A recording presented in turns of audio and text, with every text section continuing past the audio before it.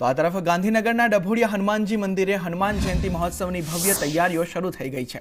મંદિર મંડળે તમામ તૈયારીઓને આખરી ઓપ આપી દીધો છે। મંદિરે 40,000થી વધુ ભક્તો માટે ભોજન પ્રસાદની વ્યવસ્થા કરવામાં આવી છે। 2,000થી વધુ તેલના ડબ્બાની નોંધણી થઈ છે।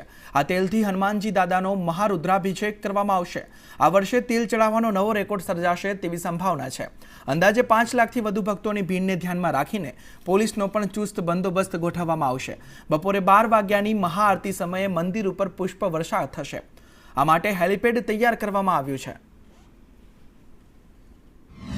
12મી એપ્રિલના દિવસે હનુમાન જન્મોત્સવની કાર્યક્રમની ધામધૂમપૂર્વક ઉજવણી કરવાની હોવાને કારણે આ વખતે મંદિરની અંદર શનિવારના દિવસે હનુમાન જયંતિ આવતી હોવાના કારણે લાખોની સંખ્યામાં દર્શનાર્થીઓ ઉમટી પડવાની સંભાવના છે। અહીંયા આવનાર દરેક દર્શનાર્થી શાંતિથી દર્શન કરી જાય, કોઈપણ જાતની તકલીફ ના પડે તે માટેની વિશેષ વ્યવસ્થા આ વખતે હનુમાનજી મંદિર ટ્રસ્ટ તરફથી કરવામાં આવેલી છે।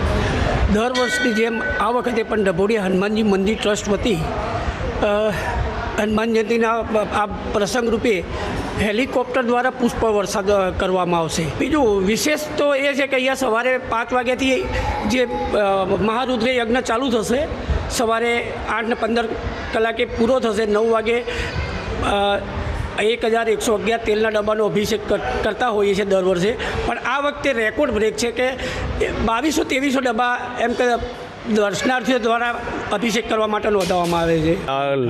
છેલ્લા હનુમાન જયંતિની લગભગ છેલ્લા 2 મહિનાથી ટ્રસ્ટી તથા ગામના અમે સરપંચ, ગામના ઘણા નાગરિકો અમે સહકારથી છેલ્લા 2 મહિનાથી તાળામાર અમે હનુમાન જયંતિની તૈયારીઓ કરીએ છીએ।